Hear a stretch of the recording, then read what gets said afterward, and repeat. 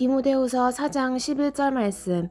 누가만 나와 함께 있느니라. 내가 올 때에 마가를 데리고 오라. 저가 나의 일에 유익하니라. 할렐루야. 오늘도 말씀으로 승리하는 모든 새하늘 청년들 되기를 주님의 이름으로 축원합니다. 지난주까지는 창세기를 저희가 살펴보았고요. 제가 이번 주나 다음 주 수요 예배 때에 창세기 50장으로 마지막 창세기 설교를 하려고 합니다. 오늘부터는 복음서 중에서 마가복음을 토대로 우리가 복음서를 살펴보려고 하는데요.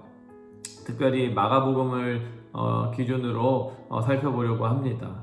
이 마가라는 사람은 어떤 사람인가? 일단 그 마가는 부자였습니다. 여러분, 우리가 오순절에 사도들이 그리고 예수님의 제자들이 함께 모여서 성령의 충만함을 놓고 기도했을 때 어디서 기도했는지 혹시 기억하시나요? 바로 마가의 다락방이죠. 그 말은 무엇이겠습니까? 그때 120여 명의 성도들이 120명 정도의 성도들이 함께 모여서 기도했다라고 하니까 그 많은 사람들을 수용할 만한 능력이 되는 집안이 바로 마가의 집안이었죠. 그러니까 부자였고 넉넉한 삶을 살았고 아마 고생을 모르면서 자랐을 것입니다. 이 마가가 바울과 함께 선교여행을 동행하게 되죠. 바울과 바나바가 1차 선교여행을 할 때 이 마가를 데리고 가는데요. 이 마가가 고생을 많이 해보지 않았으니까 이런 힘든 선교여행을 넉넉히 잘 감당할 수 있었겠습니까? 쉽지 않았을 거예요. 그래서 마가는 결국 그 선교여행 가운데 도망가게 됩니다. 그래서 바울이 이것을 가지고 아주 정말 매우 화가 났죠. 그래서 이런 유약한 인간하고는 도저히 사역할 수 없다. 하나님의 영광을 위해서 사역해야 되는데 이런 사람이 어떻게 쓰임받을 수 있냐? 대노를 합니다. 바울은 일지향적인 사람 아니겠습니까? 그래서 일에 도움이 안 된다고 생각하니까 단칼에 잘라버리는 거죠. 그런데 같이 갔었던 바나바는 뭐라고 했는가? 아니다. 사람이 실수할 수도 있지. 이해해줘야 된다. 품어줘야 된다. 이렇게 이야기하죠. 결국은 이 믿음의 동역자여 사역자였던 바울과 바나바가 이 마가 때문에 싸움이 나게 돼요. 그리고 같이 사역 못하겠다. 그러면서 바울은 계속 승리를 내고 바나바는 너는 안 그랬냐? 올챙이 쪽을 생각해봐라. 이해하고 품어야 된다. 이러다가 합의가 안 되니까 결국은 따로따로 전도여행을 가게 됩니다. 그리고 이 마가에 대해서는 잠시 성경에 사라져 있는데요. 오늘 우리가 살펴보았던 디모데후서 4장 11절에 보니까 제가 읽겠습니다. 누가만 나와 함께 있느니라. 내가 올 때에 마가를 데리고 오라. 저가 나의 일에 유익하니라. 사도 바울이 죽을 때가 되어 자기의 영적인 아들 디모데에게 마지막 편지를 쓰는데 거기에 디모데에게 이런 부탁을 하는 거예요. 마가를 데리고 오라. 바울은 죽음을 예감하고 있었는데 그때 빨리 오라고 디모데에게 빨리 오라고 하면서 마가를 같이 오라고 이야기합니다. 그러니까 바울이 마가를 찾고 있다는 건 뭐겠어요? 마가가 바울에게 있어서 아주 소중하고 중요한 인물이 되었다라는 것이죠. 자기 일에 유익하다라고 말할 정도로 되었다는 거예요. 초기에 마가는 미숙한 사람이었는데 이제는 변화하고 정말 바울과 함께 좋은 믿음의 동역자로 성숙한 사람이 되었고 사역에 유익한 사람이 되었습니다. 어떻게 이렇게 변화할 수 있었을까요? 성경에는 이 마가에 대해서 더 자세하게 나와 있지 않지만 베드로전서 5장 13절에 보면 이런 말씀이 나옵니다. 내 아들 마가도 그러하니라.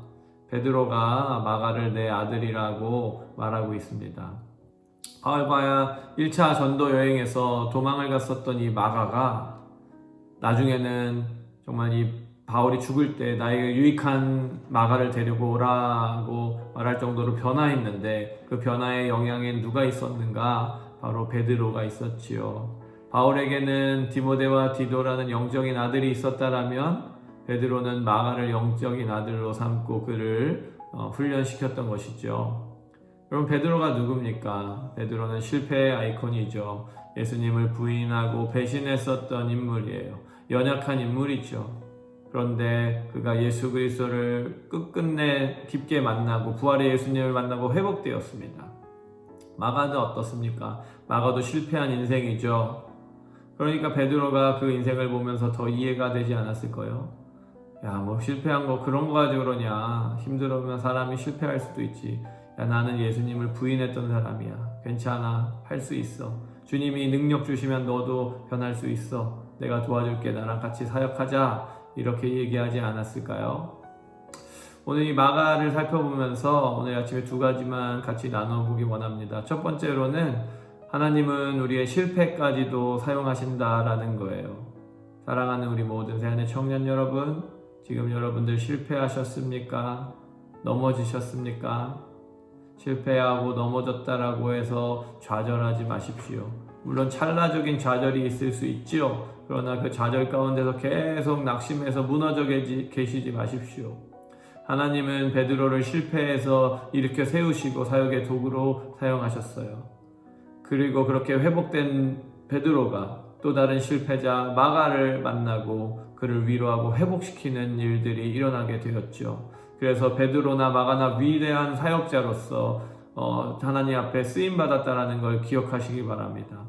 그 베드로나 마가가 쓰임받았다라면 우리도 역시 주님 안에서 쓰임받을 수 있는 존재들임을 기억하시기 바랍니다. 두 번째로는 만남이 중요하다라는 것입니다. 마가는 실패하고 넘어져서 손가락질 받았던 사람이에요. 그런데 베드로라는 인물을 만나고 그 가운데 훈련받고 회복되고 변화되었습니다. 여러분, 실패와 좌절로 절망만 하지 마시기 바랍니다. 영적 성장이 일어나지 않는다고 괴로워만 하지 마십시오. 그리고 나를 실패와 절망에서 위로할 수 있는 사람, 영적으로 무너져 있을 때 나를 영적으로 회복시켜 줄 수 있는 그런 사람을 만나는 것, 그런 믿음의 동역자, 믿음의 선배를 만나는 것, 믿음의 스승을 만나는 것이 우리의 인생에 있어서 너무나도 중요한 것임을 여러분 꼭 기억하시기 바랍니다. 그렇게 훈련받은 마가는 놀라운 서신인 마가복음을 쓰게 됩니다.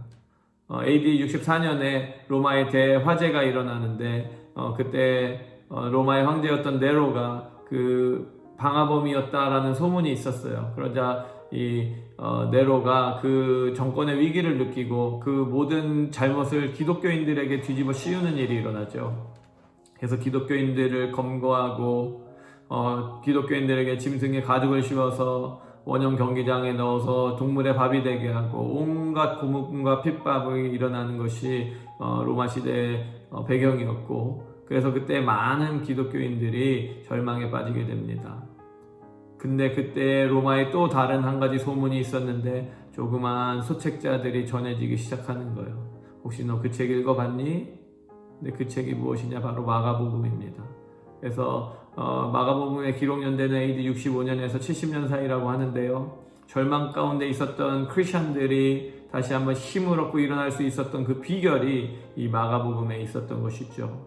마가복음의 시작은 1장 1절 이랬습니다. 하나님의 아들 예수 그리스도 복음의 시작이라.